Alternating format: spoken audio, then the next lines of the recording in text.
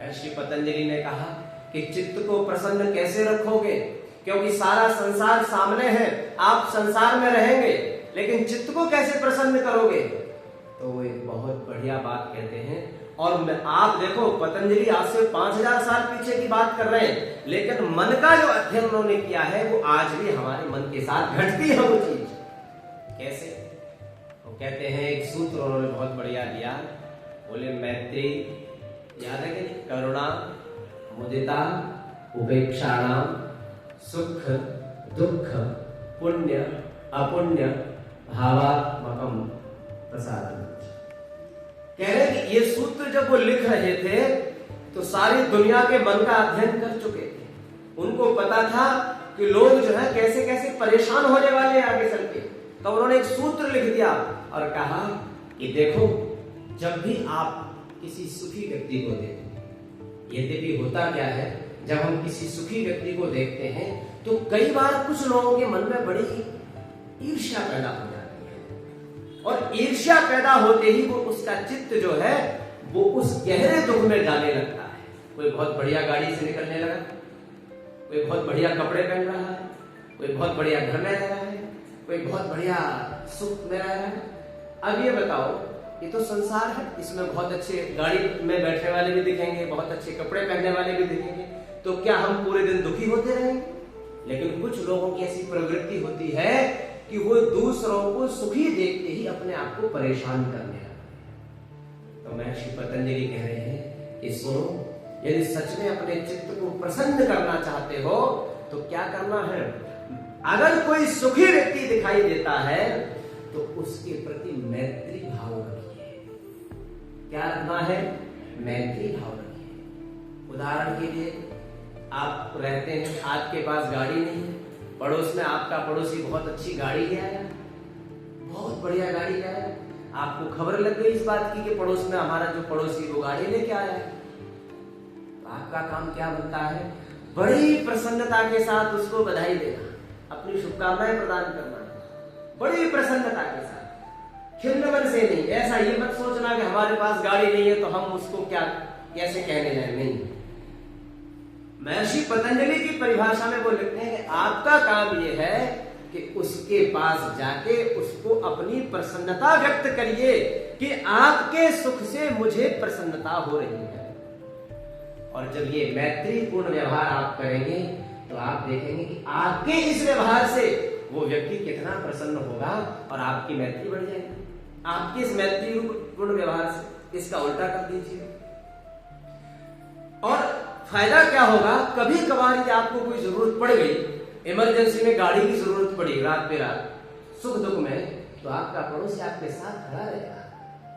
एक मिनट नहीं लगेगी, आपके बिना कहने पर आपके घर पे आके खड़ा हो जाएगा, चलो जी गाड़ी खड़ी है, बैठे। ये फायदा होगा उसका जब हम किसी सुखी व्यक्ति के प्रति मैत्रीपूर्ण व्यवहार करेंगे। महर्षि पतंजलि का चिंतन नहीं किया, लेकिन यही चीज उसके विपरीत करिए। आपके पड़ोस में कोई बहुत अच्छी गाड़ी है, आपको पता लग गया है, अब आप अंदर अंदर परेशान हो रहे। अब हम ये सोच रहे हैं कि देखो हमने तो गाड़ी ले नहीं पाई, लेकिन इतने बड़ी बढ़िया गाड़ी ले ली। अब जब ये वाली बात सोच रहे हैं तो हमारा मन जो है, जो चित्त है, वो हमको परेशान कर रहा है, और इस परेशानी के कारण हम उसको एक शब्द ये नहीं बोल सके कि आपको हम बधाई देते हैं। हम अपने घर में बैठे रहे, हम उसका सामना नहीं करना चाहते, उसको देखना नहीं चाहते, और एक दिन कभी हमारे घर में कोई संकट आ गया तो आपकी हिम्मत नहीं हो रही है उस व्यक्ति को कहने की कि भाई साहब एक बार थोड़ा हॉस्पिटल तक चल सकते हैं गाड़ी के। क्यों? क्योंकि जब वो सुखी के भाव में था, वो सुखी सुख संपन्नता की ओर बढ़ रहा था, तब हमने क्या किया? मैत्रीपूर्ण व्यवहार नहीं किया। महर्षि पतंजलि कहते हैं, संसार में अपने आप को हमेशा खुश रखना चाहते हो, कभी दुखी नहीं रखना चाहते, तो जो जो सुखी संपन्न लोग हैं, जिनके पास भोग की सुविधाएं बहुत ज्यादा है, उनको देखकर आप मैत्री का व्यवहार करिए। और देखो एक बात और कहते हैं पतंजलि कहते हैं, भोग भोगने की मना नहीं करते। वो कहते हैं संसार के भोग तो है ही भोगने के लिए। आप बताओ, ये बढ़िया सुख सौभाग्य जो है, ये परमात्मा ने क्यों बनाया? बताओ, मनुष्य के लिए बनाया और मनुष्य ये कह दे कि जी मैं इसको टच नहीं करूंगा, ये कौन सा वैराग्य है? लेकिन इसका दूसरा भाव है क्या? वेद में एक मंत्र आता है, कहते हैं कि सारे संसार का भोग करिए लेकिन भाव क्या रखना है? तो कहते हैं तेन त्यक्तेन भुंजीथा मा वेदः कस्य सिद्धनम। सारे संसार में रमण करो लेकिन भाव ऐसा रखो कि आपकी उसके प्रति कोई आसक्ति नहीं है। भगवान कृष्ण का जीवन देखो तो सही, आपसे हमसे ज्यादा ठाठ से जिए हैं कृष्ण। क्या बढ़िया उन्होंने आभूषण पहनते थे, क्या बढ़िया सिंहासन पर बैठते थे, क्या बढ़िया रथ में चलते थे और क्या बढ़िया सुदर्शन चक्र रखते थे। लेकिन हम 2 रुपए के फोन के प्रति इतने आसक्त हैं कि यदि ये छूट जाए तो हमारी सांस टन जाती है। लेकिन कृष्ण जो है हजारों करोड़ों रुपए की समृद्धि को पाकर भी आसक्त नहीं है, एक क्षण के लिए भी वो आसक्त नहीं है। अब हमारे ऋषियों ने उनकी परिभाषा की कि कृष्ण तो योगी है। आप क्यों कहते हो कि योगी को कृष्ण, कृष्ण को योगी क्यों कहते हो? बताओ, योगेश्वर कृष्ण की जय क्यों बोलते हो? आप सीधा सीधा बोल दिया करो कृष्ण भगवान की जय। लेकिन कोई विशेषण यदि आया है उनके नाम के आगे तो कोई तो कारण है। कृष्ण ने जितना ठाठ से जीवन जिया है उतना जीवन तो संसार में कोई जी नहीं सकता। उतना ठाठ से जीवन जीने के बाद भी वो योगी है। क्यों? क्योंकि किसी भी वस्तु के प्रति उनकी आसक्ति नहीं है। जब किसी के प्रति आसक्ति ही नहीं है तो आप उसको कहीं भी छोड़ दो, आप महलों में रख दो, झोपड़ी में रख दो, बाहर रख दो, भीतर रख दो, अच्छा खिला दो, बुरा खिला दो, वो तो समान रहता है। और जो सच में योगी होता है वो मर्सिडीज में बैठकर भी खुश नहीं होता। सामान्य सा भाव है उसका।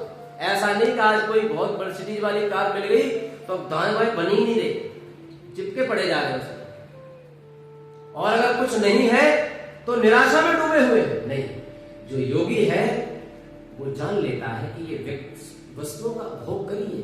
आप उसको बिठा के ले जाएंगे तो यात्रा का आनंद लेगा, उस गाड़ी की जितनी सुविधाएं होगी उसका आनंद लेगा, लेकिन उतरने के बाद एक क्षण भी ये नहीं सोचेगा कि मुझे नीचे क्यों उतार दिया गया।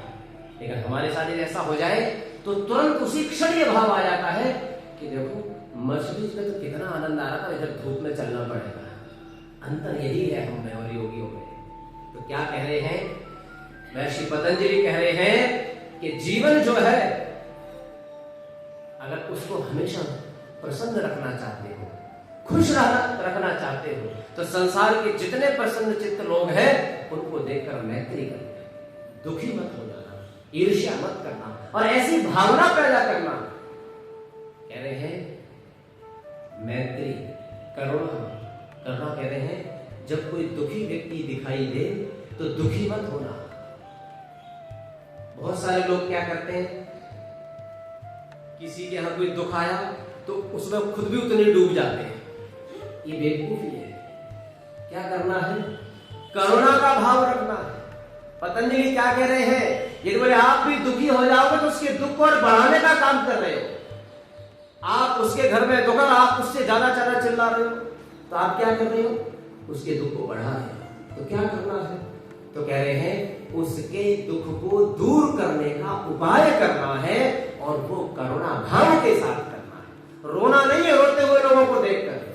कृष्ण के सामने जब सारी विधवाएं आई हैं महाभारत के बाद में तो हम तो एक विधवा को देखकर आंखों में आंसू आ जाएंगे, लेकिन कृष्ण क्या? कृष्ण रोते नहीं है वहां पर। कृष्ण उनके जीवन का समाधान देते हैं और बताते हैं कि तुम्हारे पतियों की मृत्यु हुई है उसके पीछे बड़ा कारण है।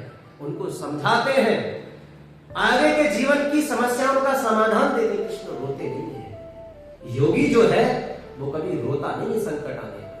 वो दूसरे के संकट आने पर उसके साथ बैठकर रोता नहीं है, वो उसको समाधान देता है, उसके दुख को दूर कर देता है और कहते उसके प्रति करुणा का भाव रखो। यदि करुणा का भाव नहीं रखोगे, दुखी हो जाओगे तो आप उस दुखी व्यक्ति के जीवन में कुछ नहीं कर रहे हो, आप बल्कि उसके दुख को बढ़ाने का ही काम करोगे।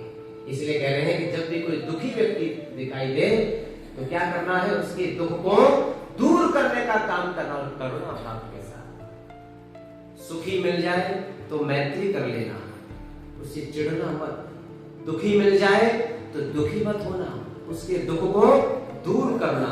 कह रहे मैत्री करुणा मुदिता। और इधर कह रहे सुख दुख पुण्यात्मा।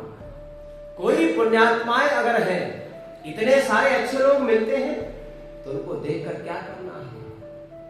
अच्छे लोगों को देखकर क्या करना होता है? अच्छे लोगों को देखकर कहते हैं मुदिता, प्रसन्न होना होता है। अगर आप अच्छे लोगों को देखकर प्रसन्न नहीं हो सकते तो संसार में कोई ऐसी ताकत नहीं है जो आपके चित्त को प्रसन्न कर दे। हमें अपने चित्त को यहीं से तो प्रसन्न करना है और यहीं से उसको दुखी होना है। तो पतंजलि कह रहे हैं इसी समाज में, इसी संसार में जो चीजें घटेंगी वहीं से आपको अपने चित्त को प्रसन्न करना है। कई बार चित्त जो है परेशान रहता है, लेकिन कह रहे हैं जब जब आपको कोई पुण्यात्मा दिखाई दे, जिसकी आत्मा में स्वभाव ही पुण्यों का हो, ऐसे व्यक्ति को कहते हैं पुण्यात्मा। जिसकी आत्मा का स्वभाव ही पुण्य करना हो, ऐसी कोई पुण्यात्मा दिखाई दे तो कहे उसको देखकर प्रसन्न हो जाओ। इतने प्रसन्न हो जाओ कि अंतर मन पूरा प्रसन्न हो उठे। देखो एक एक वस्तु में से, एक एक व्यक्ति में से, एक एक संवेदनाओं में से कैसे महर्षि पतंजलि मनुष्य जीवन के सुख को निकाल कर ला रहे और कह रहे आपका जो चित्त है वो तब अच्छा हो सकता है। और अगली बात कह रहे हैं मैत्री करुणा मुदिता उपेक्षा। बीना माता जी सामने बैठी हैं, चुनाव हो रहे थे 2000 अभी हो रहे केंद्र सरकार के हुए, मोदी सरकार। तो जब चुनावों का समय होता है तो बहुत कुछ लोग बहुत कुछ बोलते हैं, बहुत गलत गलत बोलते हैं। कोई तो मोदी के चक्कर में देश को भी गाली दे जाता है। एक दिन का फोन आता, शाम को बोले आता जी मैं बड़ी परेशान हो जाती हूँ टीवी देख देख के, मेरे को बड़ा खराब लगता है, इतनी गालियां देते हैं ये लोग ऐसे से। मैंने कहा माता जी कोई बात नहीं, इस चुनाव का समय आप इसको दिल पे मत लो। उस समय तो मैंने यही जवाब दिया, लेकिन कल जब मैं इस पर चिंतन कर रहा था तो मुझे आपकी वो बात याद आ गई कि आपने कहा, और ये बात केवल इनके साथ नहीं है, ये जितने भी राष्ट्रवादी लोग होंगे उन सबको पीड़ा देती है ये चीजें कि भाई आप मोदी को गाली देने के चक्कर में पूरे देश को गाली देते हो, परंपराओं को गाली देते हो, हमारे पूर्वजों को गाली देते हो। लेकिन पतंजलि क्या कह रहे हैं? पतंजलि कह रहे हैं जब जब अपुण्यात्माओं का सामना हो तब तब बोले दुखी मत होना, टू इग्नोर, उपेक्षा कर देना उनकी। अगर आप दुखी होने लग गए तो संसार में दुष्टों की कमी नहीं है, कदम कदम पर दुष्ट खड़ा है, आप तो बावड़े हो जाओगे फिर उसके हिसाब से। इसलिए कभी दुखी मत होना। पतंजलि कह रहे हैं अपने चित्त को कभी विचलित मत होने देना, उपेक्षा करना उसकी। जितनी भी दुष्ट आत्माएं हैं उनकी क्या करना है? हमें उपेक्षा करनी है, इग्नोर करना है। और कहा भावना चित्त प्रसादनम। ऐसी जब हम भावना करते हैं तो हमारा चित्त जो है वो प्रसन्न होता है। प्रसाद के दो अर्थ होते हैं, एक तो प्रसाद का अर्थ प्रसन्नता है। जो हम प्रसाद खाते हैं ना, ये जो बढ़ता है, इस प्रसाद का अर्थ भी प्रसन्नता है। इसलिए प्रसाद को कम मात्रा में ही लिया जाना चाहिए। कुछ लोग भर भर के ले जाते हैं, जैसे प्रसाद अब मिलेगा ही नहीं, सब जगह स्टोर कर लेते हैं, प्रसाद को स्टोर कर लेते हैं। ये बड़ी कुटिल प्रवृत्ति है। प्रसाद का अर्थ है प्रसन्नता, और प्रसाद तब बनता है जब यज्ञ के बाद, वो आहुति लगने के बाद जब आपको दिया तब उसकी प्रसाद संज्ञा बनती है। जब वो प्रसाद बन जाता है तो प्रसन्नता के लिए होता है। एक छोटा सा कण मिलना चाहिए, उसी में आनंदित हो जाओगे, ये प्रभु का प्रसाद है। लेकिन जो भर भर के ले जाते हैं उनको प्रसाद वाला आनंद नहीं मिलता, उनको पेट वाला आनंद मिलता है। पेट वाला आनंद नहीं लेना है, प्रसाद वाला आनंद लेना। तो कह रहे हैं कि प्रसाद का प्रसन्नता। बोले ऐसी जब हम केवल भावना करने लग जाए, कुछ मत करिए, जितनी मैंने बातें बताई हैं केवल भावना करनी है अपने अंदर, आपका चित्त प्रसन्न हो जाएगा। और दूसरा प्रसाद का अर्थ है, उपसर्ग है, सीध धातु है, जिसका अर्थ होता है बैठना, ठहरना। प्रसीदतु शब्द बनता है कई बार, सीदतु, सीदत अर्थात बैठो। अब क्या हो गया इसका अर्थ? हमारा जो चंचल चित्त है, जो इधर उधर विचलित हो रहा है, उसको बिठाना है, और जैसे ही हम उसमें ठहराव लाते हैं, उसको बिठाते हैं, हमारे भीतर प्रसन्नता आने लगती है। चंचलता में प्रसन्नता नहीं होती है, ठहराव में, एकाग्रता में प्रसन्नता होती है। इसलिए जीवन में ये प्रयास करने चाहिए कि हमारा जो चित्त है, तो मैंने शुरू में कहा था, वृत्ति निरोध। हम कैसे योगी बने, अपने इस संसार में रहते हुए योगी बने। कोई घरबार छोड़ने की जरूरत नहीं है, कोई पैदल चलने की जरूरत नहीं है, बढ़िया गाड़ी में आप राजबजाज जी की तरह फिर भी योगी बन सकते हैं। क्यों? केवल और केवल आसक्ति को हटाना है, वृत्ति को बदलना है। पैदल चलने वाला ही योगी होगा, वो भी योगी हो सकता है, लेकिन केवल पैदल चलने वाला होगा, ये वो गारंटी नहीं। पैदल चलने वाला चोर हो सकता है, पैदल चलने वाला व्यभिचारी हो सकता है, पैदल चलने वाला दुराचारी हो सकता है, बहुत सारे होते हैं। तो कभी ये मत सोचना। वेशभूषा का भी ऐसा ही परिभाषा करते हैं। वो कहते हैं वेशभूषा जो है वो हमारे व्यक्तित्व का परिचायक तो है, लेकिन वृत्तियों का परिचायक नहीं है। वेशभूषा, ऐसे कपड़े पहनने वाले भी चोरियां करते हैं, ऐसे कपड़े पहनने वाले भी झूठ बोलते हैं। कितने सारे देखो टीवी पर आप, अंधविश्वास पाखंडियों ने पूरे देश को लूट लिया, सब दाढ़ियां बढ़ा बढ़ा के बैठ गए। कोई मौलानाओं को देखो, इनको अभी वो पंजाब का विजेंद्र जो फादर है, पादरी, वो फंसा, उसने कितने रेप कर दिए। तो क्या समझ में आया? वस्त्र जो है वो व्यक्तित्व के परिचायक होते, पर वृत्तियों के परिचायक नहीं होते। हमारी वृत्ति कैसी है? एक पैंट पहनने वाला व्यक्ति भी योगी हो सकता है, संत हो सकता है, त्यागी हो सकता है, तपस्वी हो सकता है। क्यों? क्योंकि वस्त्र की और वृत्ति की अलग परिभाषा है।